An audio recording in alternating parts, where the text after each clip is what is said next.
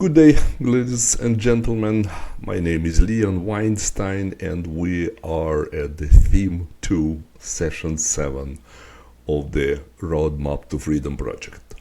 We will talk about something strange, absolute good. In science, we have no room for synonyms. If you have a science, you cannot afford changing definitions. You cannot afford duality, ambiguity. The definition, to be a useful one, must be one, single, unique, no other, just one single, lone, precise meaning. That's what a definition in science should be. In addition, of course, the definition should be observationally true or fit reality. Now, as I promised you, I'm coming to a discussion about absolute morality. Even more than that, I will discuss absolute rightness. Absolute rightness as a total concept applied to volition. However, in order to do that, I want to reiterate the concept of property that we already mentioned a number of times. The entire science of volition is structured upon one single definition. This definition of property. Property is the individual volitional being's life and all non-procreative derivatives thereof. You might take note of the fact that it is not a definition of property that you will find in a dictionary. You look up property in any unbridged dictionary, you will not find this definition. Historically, we have failed to identify the exact nature of property. We've failed to precisely answer the question, what is property? But individual volitional beings generate property. This is what we do. Thoughts and things. Property is a product of individual volitional action. Individuals take action that bring property into existence. Plus, ourselves are our own property, life itself and derivatives. Property, your property, is simply any derivative of life, excluding your children. Life itself, called primordial property, the biological derivative of life. Who is the owner of your life? Your primordial property. You are. If you do not own your life, then who does? If someone other than you is the owner of your life, we have a name for that. It's called slavery. The first derivative of your life are actions, thoughts, beliefs, ideas, innovations. We call them primary property and the intangible derivatives of life.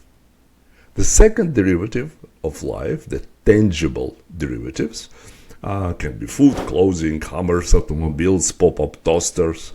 It's important to emphasize, when I say property, I mean more than just those tangibles, because if every time I use the term property, many of you see tables, hammers, automobiles, hair dryers, diamond rings, yachts.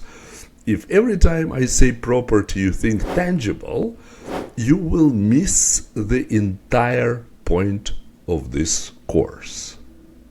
Building upon the definition of property, I gave you a definition of stealing, taking of a man's property without his permission.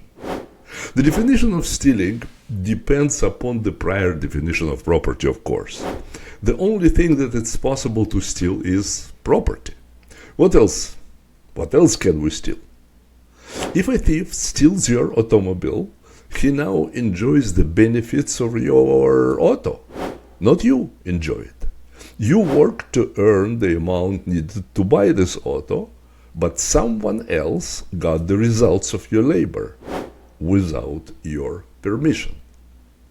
You now are non-voluntarily serving the thief. Non-voluntarily serving the thief. Therefore, you are involuntarily serving the thief.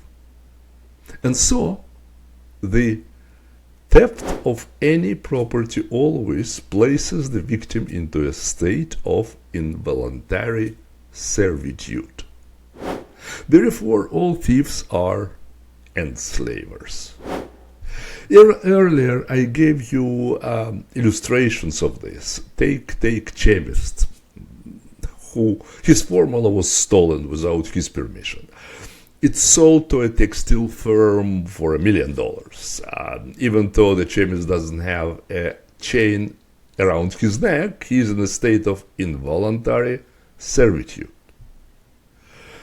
His ideas are being used without his permission. That's this primary property. And he is just as much a slave as if he were in a prison. I gave you the definition of slavery, the control of the individual's property without his permission. From that, we will move to morality. Absolute morality, a major subject, a seemingly impossible subject to derive on any rational basis.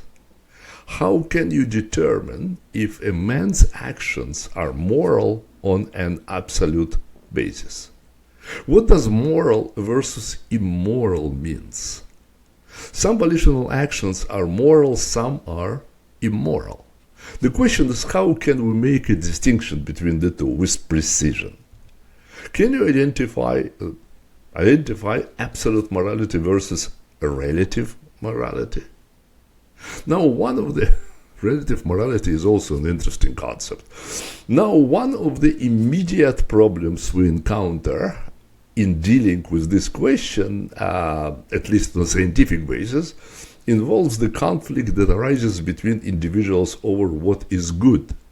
For example, what is a good action? What an individual calls good is relative to his frame of reference. Good is whatever an individual voluntarily chooses or prefers. Let's say you own a farm. Your farmhouse and barn were built by your great-grandfather, but it's now going to be demolished without your permission in order to build a road right through the barn and the house. You obviously call it bad. The people demolishing your house without your permission call this good. They might even say, as the bulldozer smashes through your house, this is the interest of the progress. This is in the interest of progress. We have a problem, don't you see? If everyone's concept of good is relative and frequently in conflict, then how can we effectively deal with this conflict? How can we resolve this conflict? How can we resolve disputes over which is good without violence? Because history says we usually employ violence to resolve. If we cannot avoid it, the species will perish. That's why we have to learn how to do this. The solution to this problem has got something to do with development of seemingly impossible concept called absolute morality.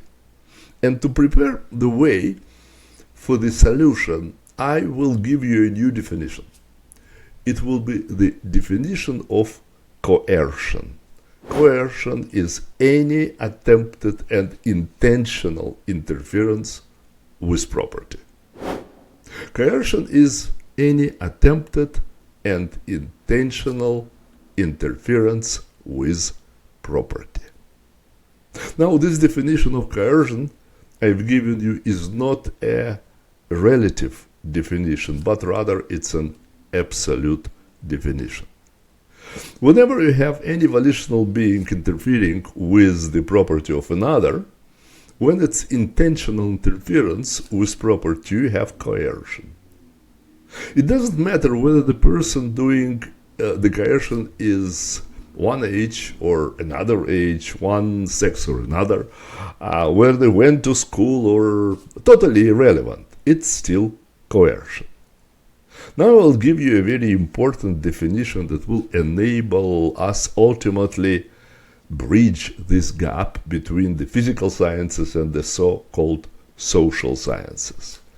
It's the definition of absolute good. Anything is an absolute good that it's a relative good to at least one person, but does not involve the exercise of coercion upon another. I think you understand it. Or you could call that absolutely good action. It's good for you and not bad for others. Now let's see if we can test certain actions to determine if those actions are absolutely good or only relatively good. Let's say a man is loafing on the beach. All right, watching the sunset. Is that an absolute good or a relative good? Well, it's good.